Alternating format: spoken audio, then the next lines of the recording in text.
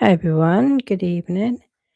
It's been really quiet lately, hasn't it, on this docket? And we've all been sat patiently waiting for something to land, an update in this case.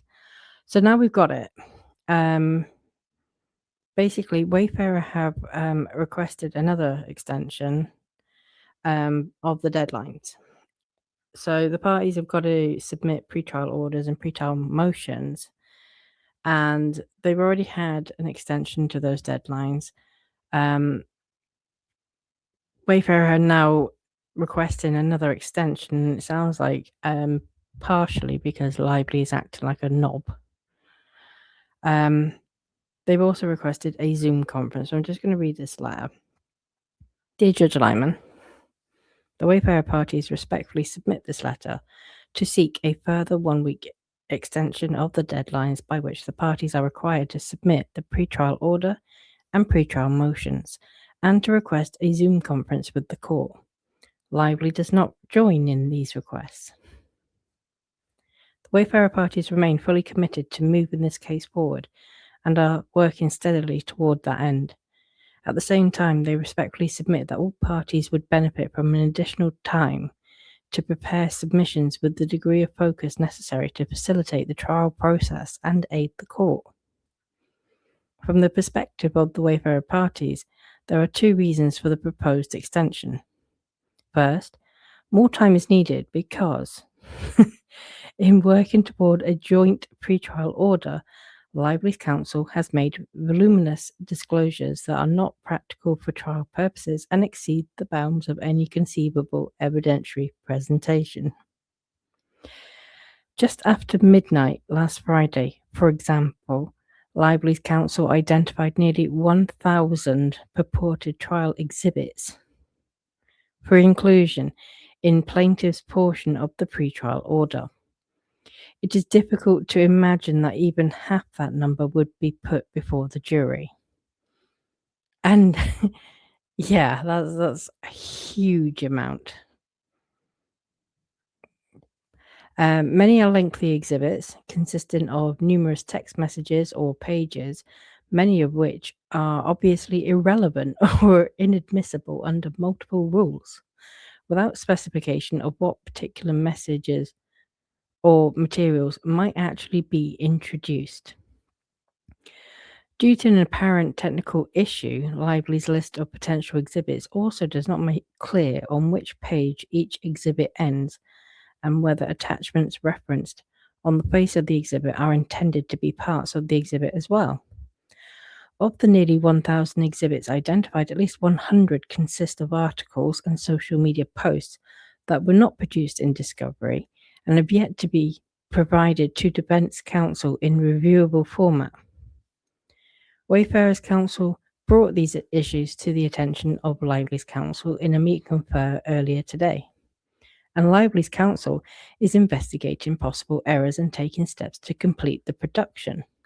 However, Lively's counsel declined to reconsider the scope of their production, maintaining that the volume is appropriate.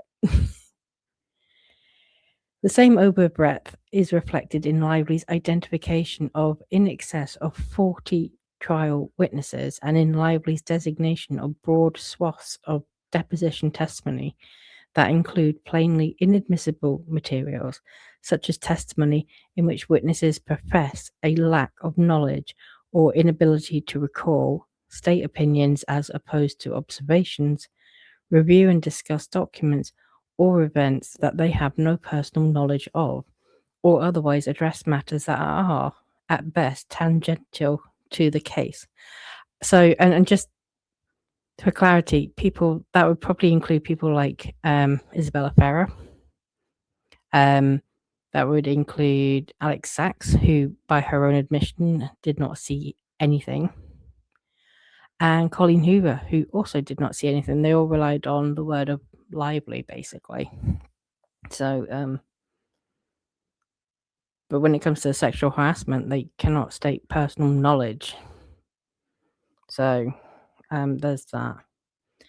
There will be a whole host of other people. I don't think Brendan Sklanara. I don't think actually anyone other than Jenny Slate can say that they actually actively saw anything. That's been the odd thing about it. All of this is it's been done so publicly, but it's only Jenny Slater's is saying, "Oh yeah, no, I saw or heard."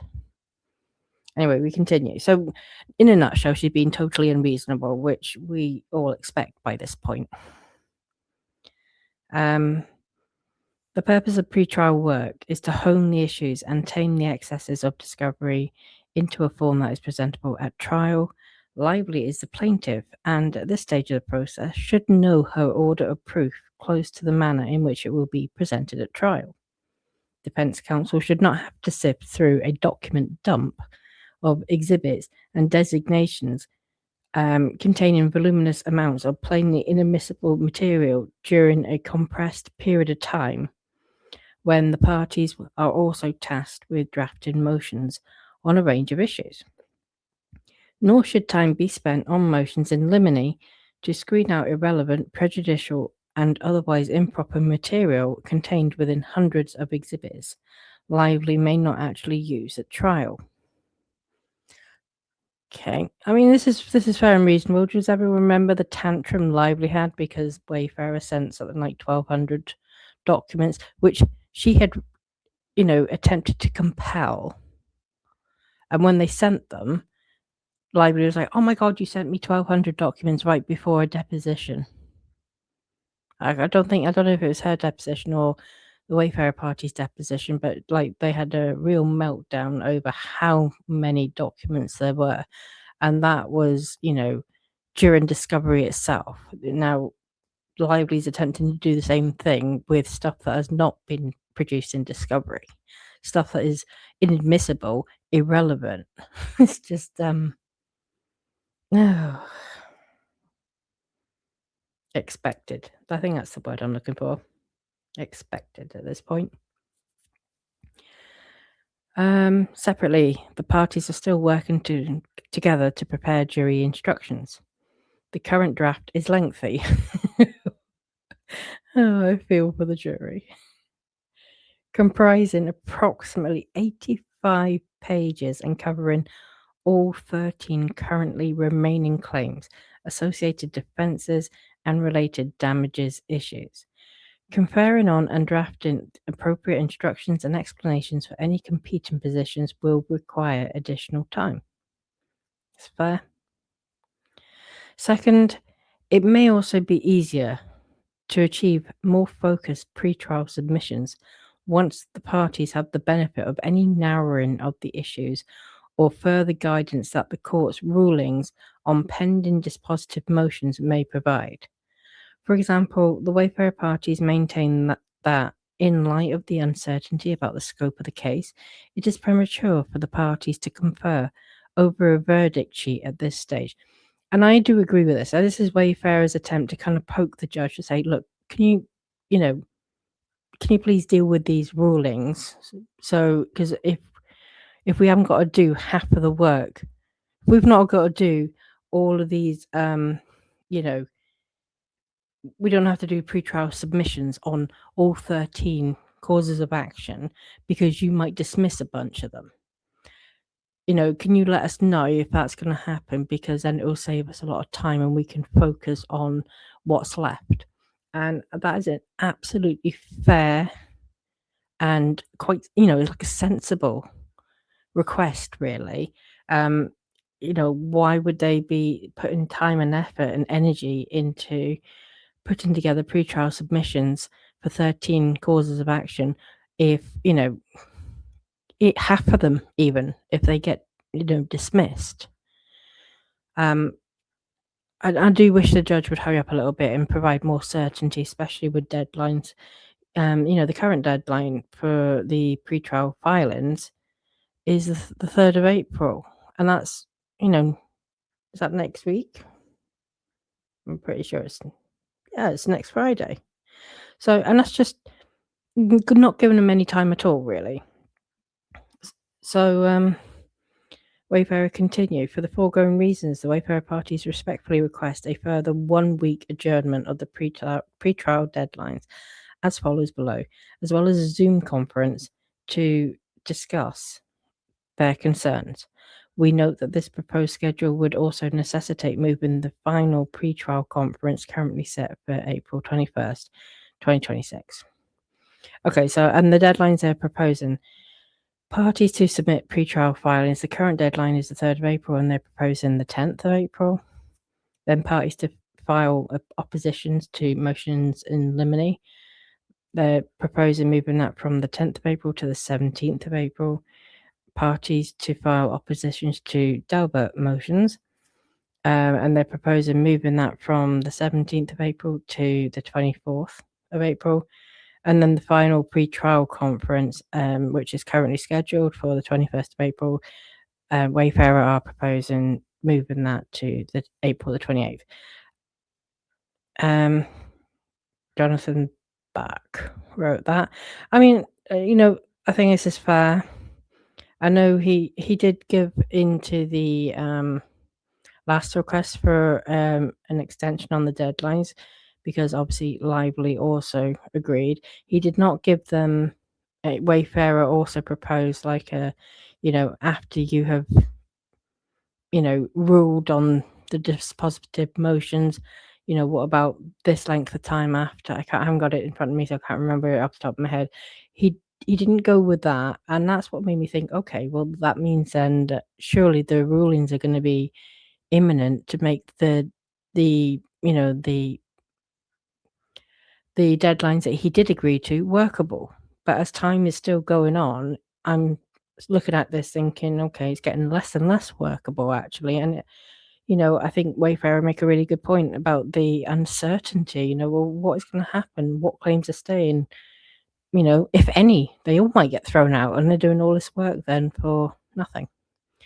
I don't think they'll all get thrown out, but I think a fair amount of them will. And again, I think I'm hoping that Judge Liman will get a grip of Lively's team, playing dirty a little bit here with, this huge dump of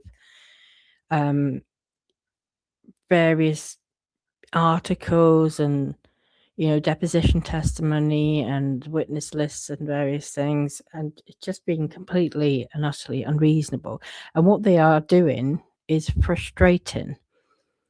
And what I mean by that is they're just, obviously giving Wayfarer a huge workload. It's going to cost that much more money. So, they know this is a deliberate thing, and it's quite a common thing as well, especially where you've got, a party that has, extensive financial resources can just, make, request after request after request. Now, we know Steve Sarowitz, who's funding all of this, is a billionaire.